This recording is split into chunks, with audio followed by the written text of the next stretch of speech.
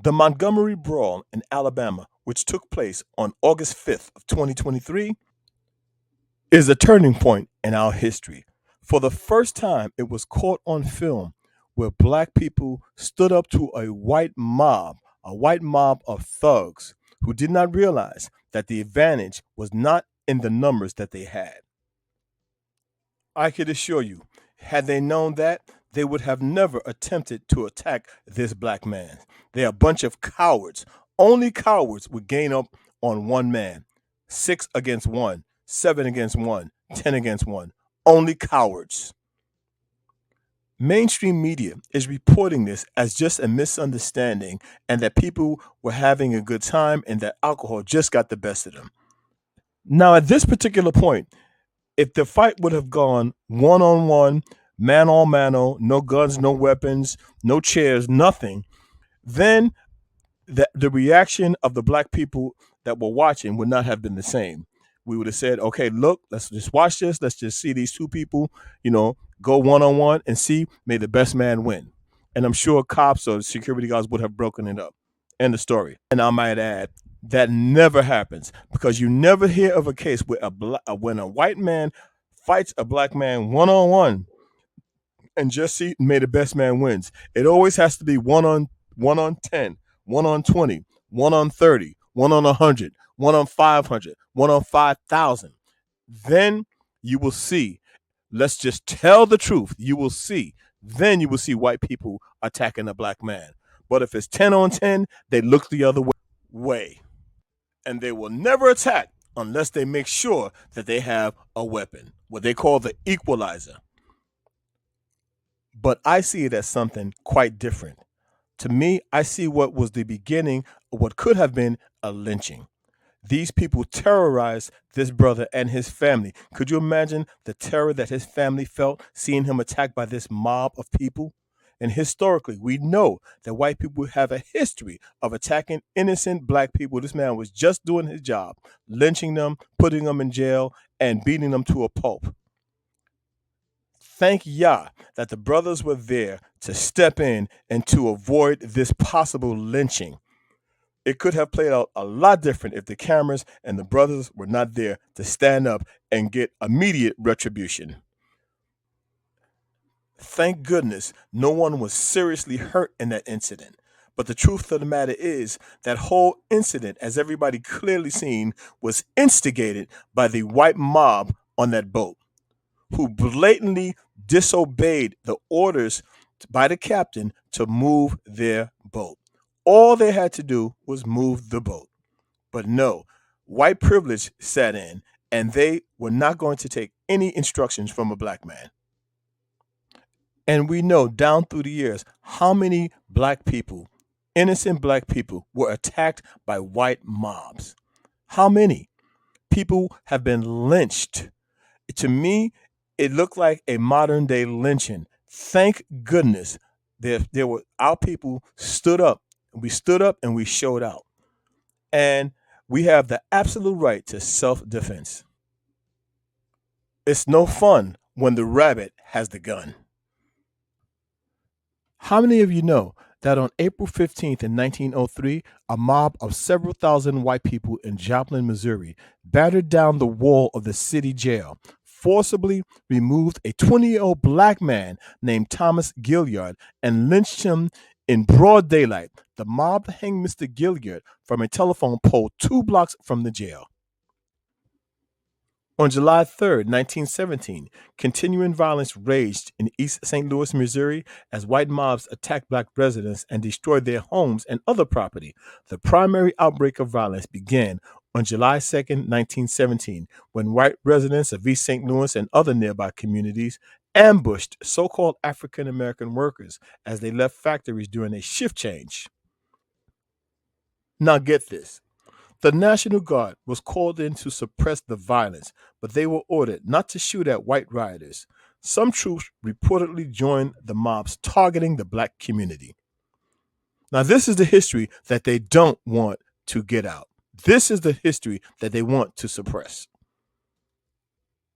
And they wonder why black people are fed up with this kind of nonsense that has gone on for centuries. Another thing that's different about these events is that many white people are actually stepping up and not condoning the behavior of these white terrorists. Have you ever heard of the 1919 Red Summer? Well, in America in the summer of 1919, racial violence erupted.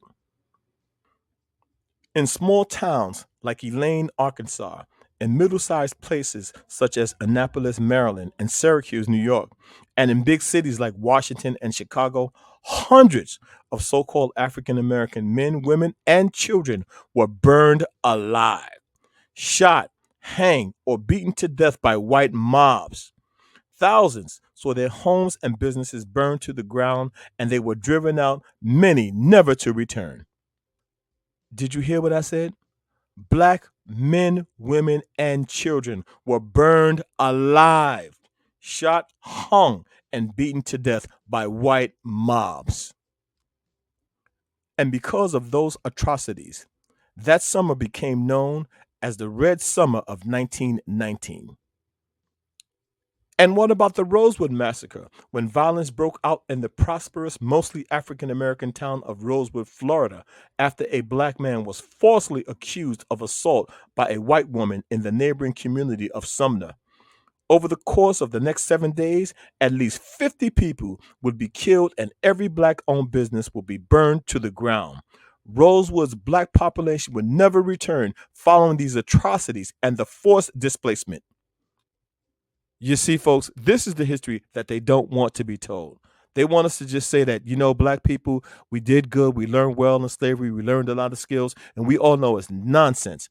This is the true history of race relations in this country, and it's usually at the hands of white mobs, white thugs, white people killing black babies, women, and children and men.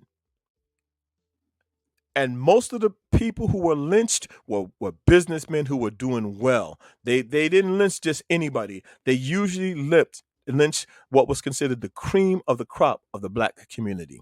Stop suppressing this information and tell the truth.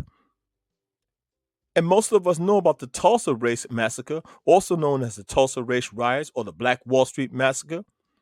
This was a 2 day long situation which took place on May 31st up to in June 1st of 1921 when mobs of white residents, some who had been appointed as deputies and armed by the city government officials, attacked black residents and destroyed homes and businesses in the Greenwood district of Tulsa, Oklahoma.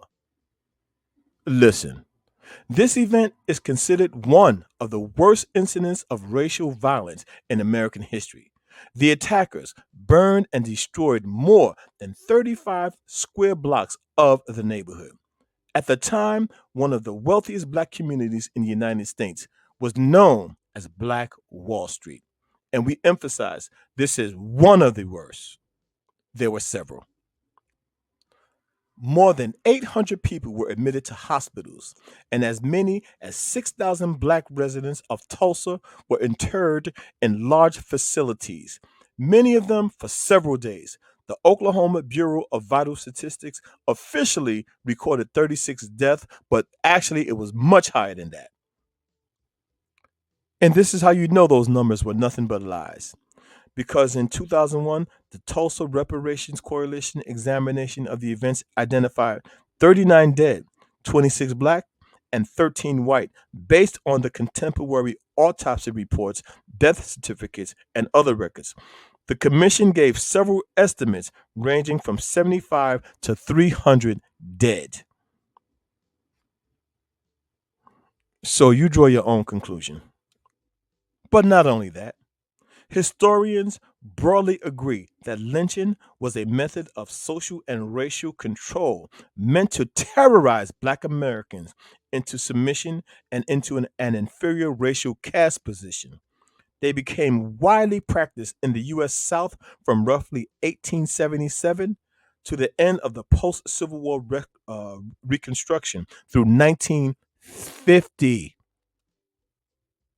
A typical lynching would involve criminal accusations, often dubious, against a black American, an arrest, and the assembly of a lynch mob, intent on subverting the normal constitutional judicial process.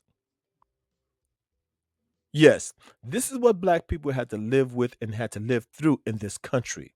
And yes, many of us are still traumatized by the memories of our loved ones being lynched. Victims would be seized and subjected to every imaginable manner of physical torment, and with the torture usually ending with them being hung from a tree and set on fire. More often than not, victims would be dismembered by the white mob members and they would take pieces of their flesh and bones as souvenirs. Who does that? And let's tell the truth. In a great many of these cases, the mobs were aided and embedded by law enforcement. Indeed, they often were the same people. Officers would routinely leave a black inmate's cell unguarded after rumors of a lynching began to circulate to allow for the mob to kill them before any trial or legal defense would take place. Not that it would have made any difference, but let's just tell the truth. And we've said it many times. This is just simply telling the history of black people and white when in relation to white mobs in this country. This is not hate. This is the truth. The truth of the matter is, I can go on and on and on about the atrocities that have been done in this country by white mobs and white terrorists who have brutalized black people. And not to mention our brother Emmett Till, and also recently just Jordan Neely.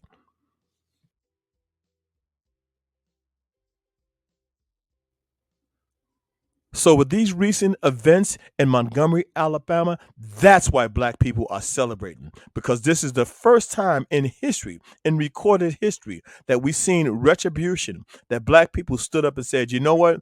Enough. Enough is enough. And the unity showed in Montgomery is something that is resonating in the black community. And the truth of the matter is, it does something to our spirit and our psyche when we keep hearing about the history of black relationship to white mobs in this country. So when black people are standing up and saying, never again, we have to say, you know what?